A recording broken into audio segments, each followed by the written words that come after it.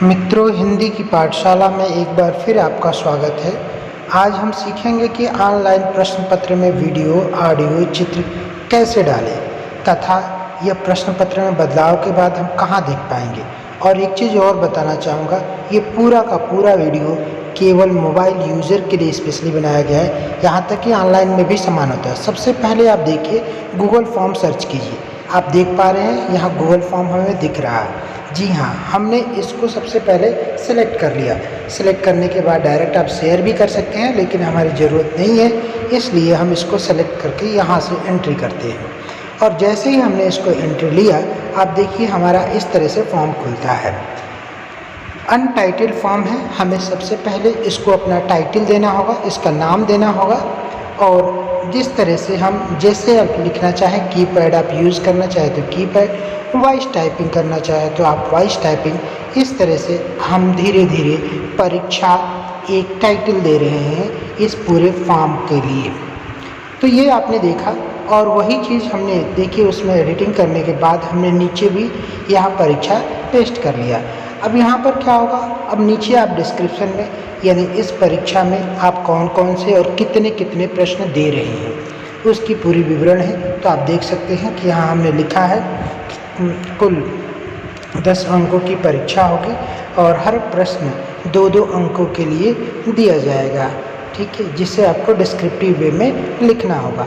तो इस तरह से हमने बोला और ये टाइप हो गया। अब हमें सेलेक्ट करना है कि किस तरह के उत्तर ये लिखने के लिए जगह दिया जाए।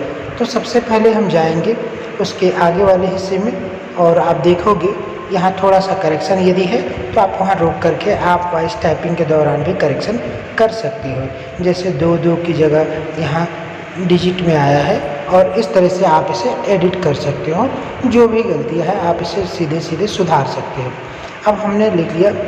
अब एक और हमने सेलेक्ट कर लिया, प्लस के बटन पर दबाया और एक नया हमारे पास खुला है। देखिए ये क्या है, हमने सबसे पहला यहाँ प्रश्न डाला, और प्रश्न डालने के बाद हमने यहाँ चूज़ किया कि किस तरह से शॉर्ट आंसर आप दे सकते हो। तो शॉर्ट आंसर को हमने यहाँ पर चूज़ कर लिया, और रिक्वायर्ड हमने यहाँ डाल दिया, यानी नाम और कक्षा जो है वो कंपलसरी है, उसके बिना आगे बढ़ना नहीं है। आगे हमने फिर से प्लस बटन पर दबाया, और देखिए एक नया जगह यहाँ पर खुला हुआ है। फिर हम यहाँ पर अपना प्रश्न लिख रहे हैं कि शब्द किसे कहते हैं, हमने लिख लिया। अब जैसे हमें सेलेक्ट करना है, क्वेश्चन मार्क वहाँ हमें डालना है, तो आप इसको मैनुअल में भी डाल सकते हो, और नहीं तो उच्चारित करके क्वेश्चन मार्क यदि आप उच्चारित करते हो तो वहाँ पर प्रश्नवाचक चिन्ह अपने आप आ जाएगा। अब उसके बाद जैसे हमने इसे लिख लिया, तो नीचे हम देखिए कि हमने इसके लिए जगह चेक रखा है, और ये शॉर्ट आंसर के रूप में हमने इसको जगह। फिर हमने रिक्वायर्ड इसे भी कर लिया। फिर प्लस का बटन हमने दबाया, और जैसे ही प्लस का बटन दबाया एक नया क्वेश्चन सामने आ गया। अब यहाँ पर हमने दूसरा क्वेश्चन टाइप करना है, और उसको हम बोल करके या मैनुअली किसी तरह से हम टाइप कर ले रहे हैं। अब आप देख सकते हैं कि हमने यहाँ लिखा क्वेश्चन मार्क, और क्वेश्चन मार्क चिन्ह आ गया। यहाँ पर भी हमें दे सकते हैं पैराग्राफ में, आप चाहो तो बड़ा आंसर तो पैराग्राफ के लिए दे सकते हो, छोटा आंसर हो तो शॉर्ट आंसर, यहाँ इसको भी रिक्वायर्ड कर लिया। उसके बाद फिर प्लस का बटन हमने दबा दिया। आप देख रहे हो एक और जगह यहाँ बन गया है प्रश्न लिखने के लिए। हम अगला प्रश्न लिख रहे हैं, और शब्द और पद में अंतर और क्वेश्चन मार्क, जैसे हमने क्वेश्चन मार्क दिया वहाँ पर आप क्वेश्चन मार्क चिन्ह आ गया, और यहाँ पर भी हमने जगह दे दिया पैराग्राफ के लिए। इसे भी रिक्वायर्ड कर दिया, मस्ट कर दिया। फिर नीचे आप देखिए हमने प्लस का बटन यहाँ दबा दिया। अगला जगह बन गया है, तैयार हो गया है। हम वॉइस टाइपिंग के द्वारा ये सब कुछ कर रहे हैं, इसलिए आपको केवल यहाँ लोगो वॉइस टाइपिंग का दिख रहा है। अब पदबंध किसे कहते हैं, और उसके लिए हमने फिर से वही तरीका चूज़ किया। शॉर्ट आंसर के लिए हमने जगह, और इसको भी रिक्वायर्ड। फिर वही तरीका, इससे आप बार बार करने से शायद समझ पाओगे कि किस तरह से प्रश्न पत्र बनाना है और किस तरह से उसको चेक करना है, क्या क्या तरीका है, आप आसानी से समझ पा रहे हो। मैंने पूरा ध्यान रखा है कि हर एक चीज़ आप समझ पाओ और इसे आसानी से कर लो। तो इस तरह से आप देख सकते हो कि किस तरह से हमने ये पूरा प्रश्न पत्र तैयार किया, और रिक्वायर्ड देते हैं तो बच्चा कंपलसरी अटेंड करता है, उसको बिना लिखे नहीं जा सकता।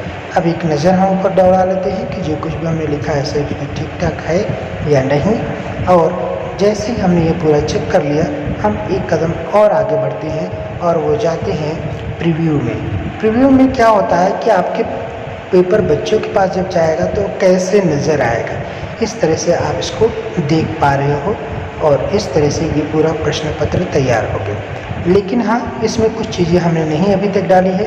क्वेश्चन पेपर में मार्क कितना होगा, इसके लिए फिर हम सेटिंग में बटन में जा रहे हैं और वहाँ देखिए सेटिंग बटन में जाने के बाद हम डायरेक्ट इसको सेटिंग में जा रहे हैं।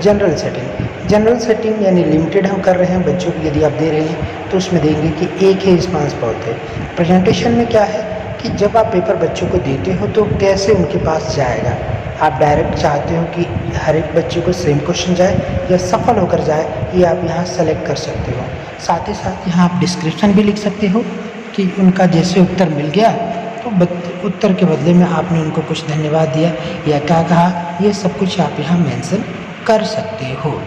जैसे मैंने देखा कि आपका उत्तर मिल गया है और मार्क्स सबको जल्दी भेज दिया जाएगा।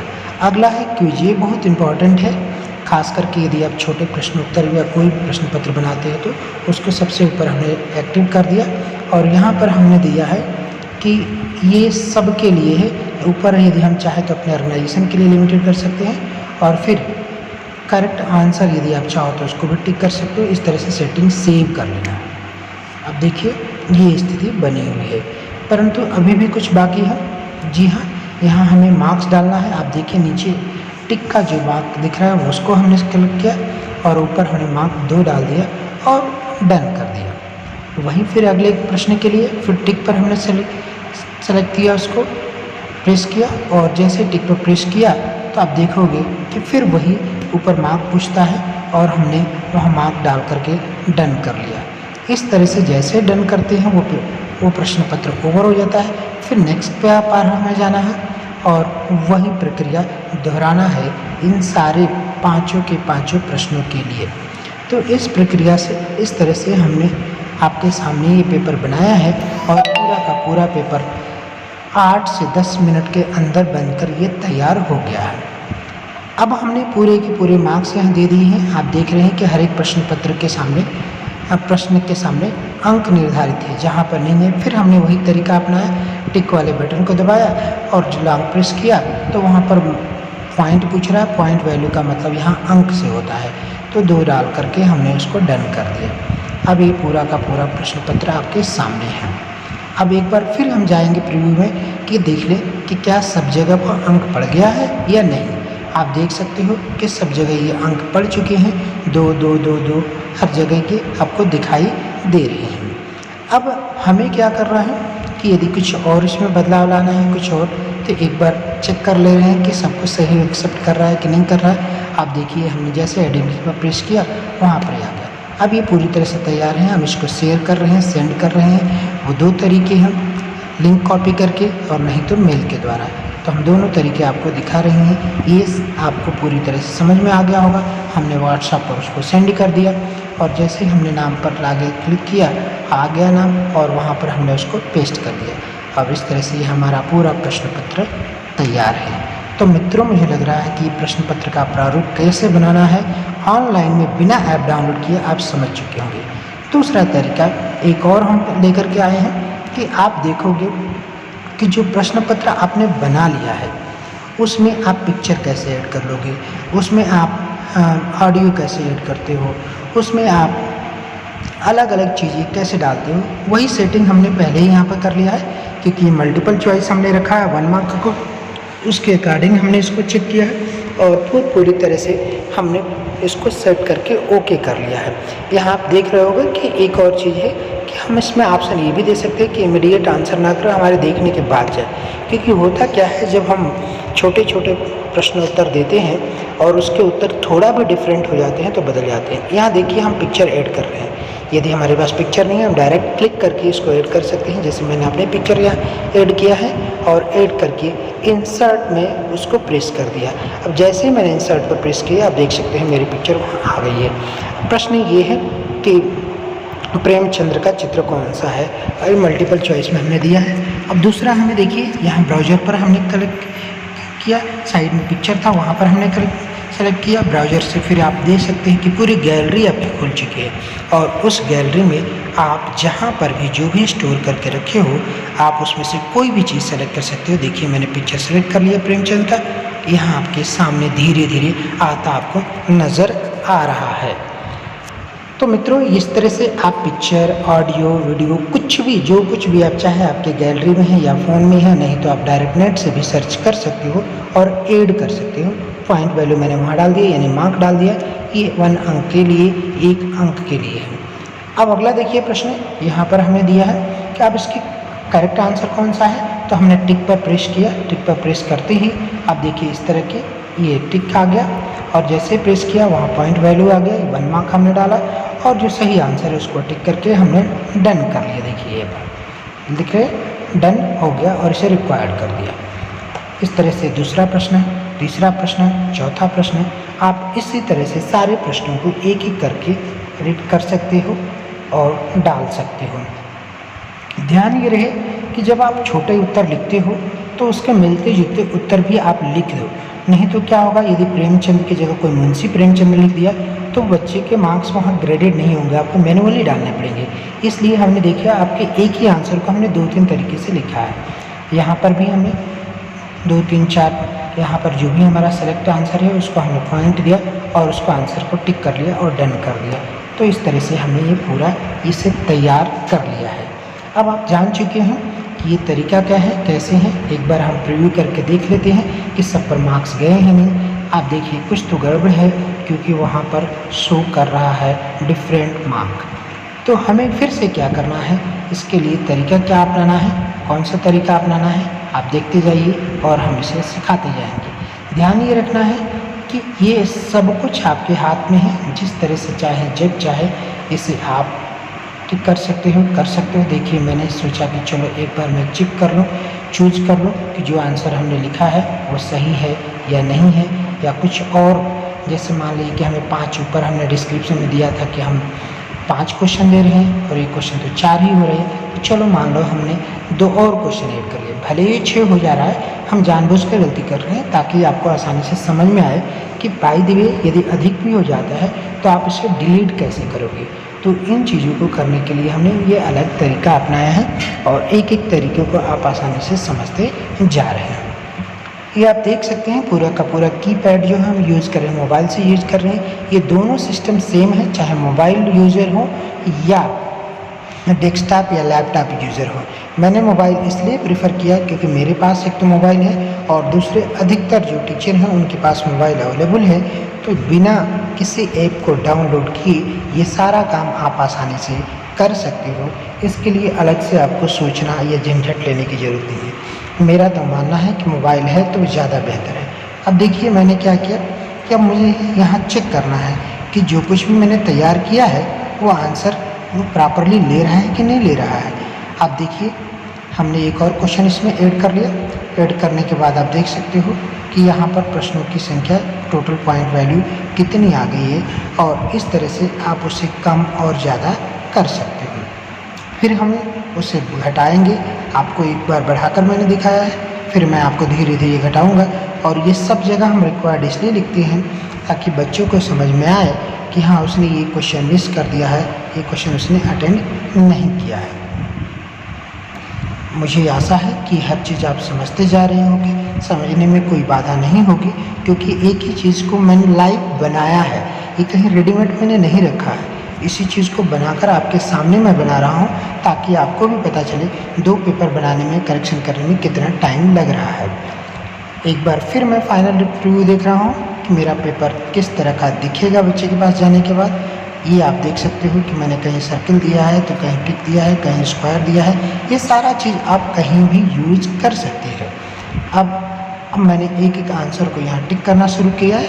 आप देख पा रहे हो कि चेक करना है कि मैंने जो आंसर लिखा है वो सब कुछ है, मेरे पॉइंट के हिसाब से आ रहा है नहीं, कहीं गलत तो अंक नहीं जा रहा है, बच्चों को गलत तो अंक नहीं चला जाएगा।